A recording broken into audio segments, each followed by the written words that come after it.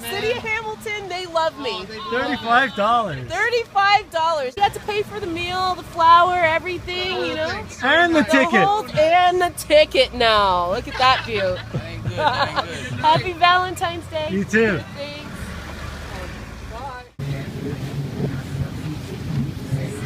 Assemblage drawing, start with an image, cut up older works, and I'll assemble it back into the new ones.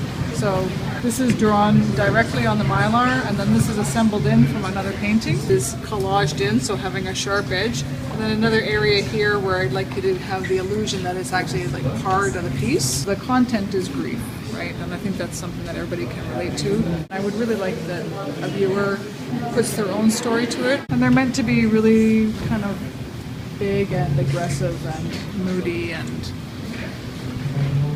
hoping to evoke a little bit of a reaction.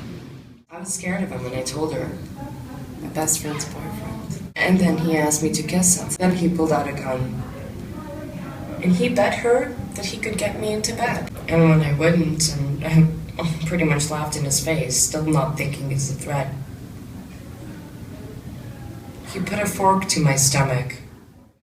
I remember even when I was 18, 19 at my university, said I was a little too colorful and then I should tone it down. But good thing I haven't, because it seems to be quite popular.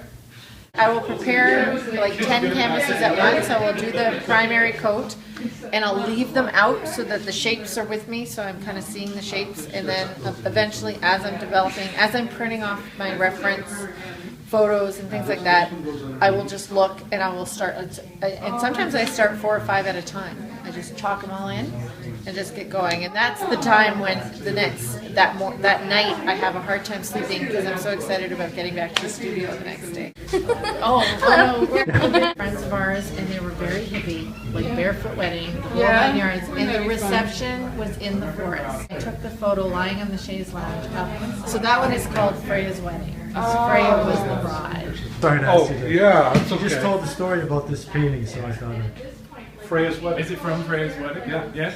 Yeah, awesome. You know Freya? I do know Freya. You know Freya? I know Freya. You know Freya too? We do, yeah. Wow, okay. We went to school with her. Oh, neat. Her and her husband are fantastic people. Now they've gone. We're in Vancouver now, right? Yeah, and then Australia. And then Australia, yeah. She's Australian. She moved here years ago, and then they're going back. Well, I heard she was so inspired from this at Freya's wedding. Took a photo of this and inspired this painting. I happened to be one of the waiters at Freya's wedding. Were you really? No way! I was a guest, and then her mother handed me a tray of food and said, "Here, go pass this out."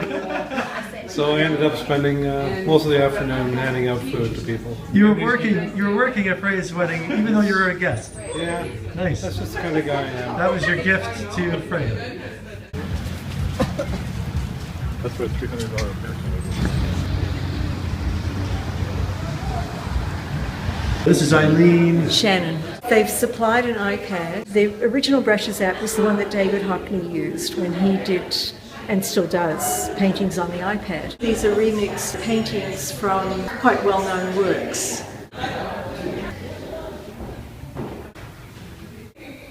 His show was a series of iPads that played the paintings as you made them. I went to Yorkshire and visited the area where David Hockney did a lot of his landscapes. People who know Hockney, that's my photo of his tree tunnel, and he's done multiple paintings of that. I was there on a dull day, and what I saw was this, based on my image. When I turned around and looked the other way, just watch. Now, I started off with fairly opaque blocks because I wanted to get a sense of the composition. All right, now this is all going to change and disappear because I decided to put my first tree in because I love trees. So the tree is in, and that one's in. Did you see what happened? Yeah. They'll come back. But that way you can draw these little teeny weeny trees and give them character and then place them into the landscape. I've drawn a lot of trees. This was an experiment that didn't work, so I just eventually got rid of it. You'll see it will disappear altogether because I realized those leaves were just too thick and they just didn't work. But fuzzy, there's a brush that does sort of fuzzy brush that I use to make the foliage. And it's still going, so don't give up just yet, because I'm still making a few changes here and there, deepening some shadows, just detail, putting some more shading on the fields and whatnot. I think it's done. Because you can use this anywhere, I've done more painting in the last 2 years than I probably did in the previous 10. Wow. Because I didn't have to go into a studio, I didn't have to mix paint, I didn't have to wash brushes. Just had fun, basically. Ones were taken at the Royal Botanical Garden, and I was going there on Mother's Day with my daughter and my mom, so it was like a 3-generation Mother's Day. And I like the combination of man-made structure, particularly metal or glass, with nature growing around it. I like the way things can grow out of pavement and concrete and out of brick walls, and so I was just sort of looking for texture and form that way. So these are just different snapshots I took throughout the day where I could see that happening, where nature is overcoming, where there's a man-made structure put into the ground, and I thought it was just so beautiful, the texture and the combination, the contrast. It's like the garden is overcoming our imposed structures and becoming wild again. So The reclamation of nature. it's just its own wild thing. I'm fascinated with the Andromeda Galaxy, which is the galaxy that you can see in our night sky with the naked eye. It's our closest neighbor. Interesting thoughts about what it would be like to go to another place like that. It gives me an opportunity to make kind of wonky sculpture about traveling through time and space. The viewer has to actually go down the stairs into the other gallery as well, so they have to do a little bit of a climb up and down to experience the piece properly.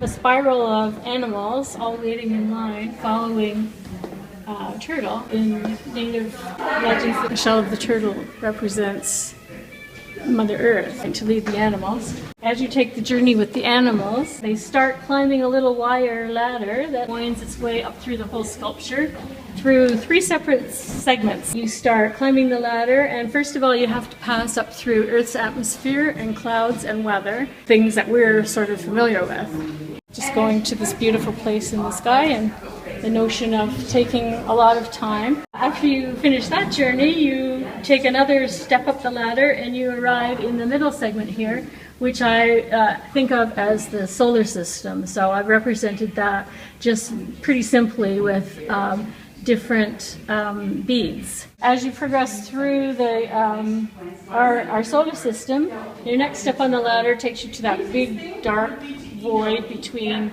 our comfortable solar system and the Andromeda Galaxy. Thinking about the notion of condensing something so big in time and space that it's really almost beyond human comprehension into something that can be sort of examined in the gallery through the lens of imagination. I take things that people have discarded and I make an amalgam out of them. It's kind of a rebirth. Regardless if people don't like your sculpture or like it, you can still plug it in and it'll light up your home. If the electricity went out, you could still light the tea lights and get some light out of it. You find something that has a texture, that has a patina that it's really difficult to recreate if you were to do it. If you were to start out with a raw product and produce the same patina or the same texture on it, it was left by the side of the road. For most people, it no longer has any value. I wouldn't say I've proven that it does, but it tends to lend itself quite easily to become a useful object, whether it's just something you appreciate by looking at it, the shadow on the wall. And that's something that just happens by plugging it in. It wasn't intentional. It's an aura, it's a halo, it's its own religion, it's its own God. Upper Canada Lager. Endorsed by the Pogues, apparently. The lager is the Pogues' favorite Canadian beer. Jay McGowan swears by it. Well, here's the artist. Here we are with Shawn Dall. Well, I'm a mixed media artist, so I do a bunch of different mediums. These pieces up here, fractal art. So this is a 3D fractal. You use a program that uses a bunch of mathematical equations to basically mold pixels into a geometric shape. and then basically uses that shape and mirrors it all around to create either a 2D or a 3D shape. I have about 20 to 30 of those online as well that I've done all different colors and styles. This piece here is tattoo work. This one took quite a few years to do actually, just because I did it on and off when I felt like it, and it involved quite a lot of details. Put a little person at the bottom just for emphasis to just kind of show the scale. So actually, once you see that, you see it's quite a big dragon.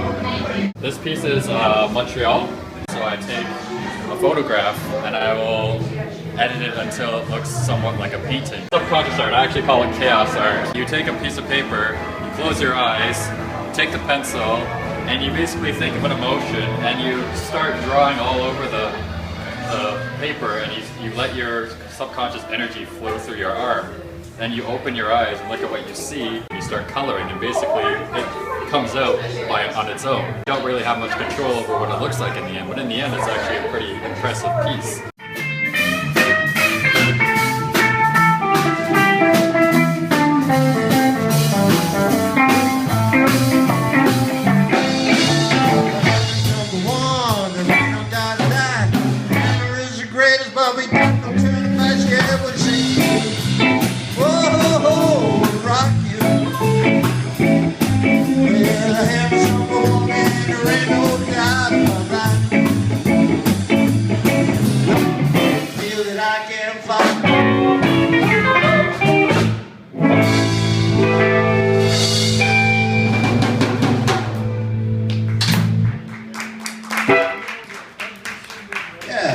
Let's hope the city of Hamilton picks that song up.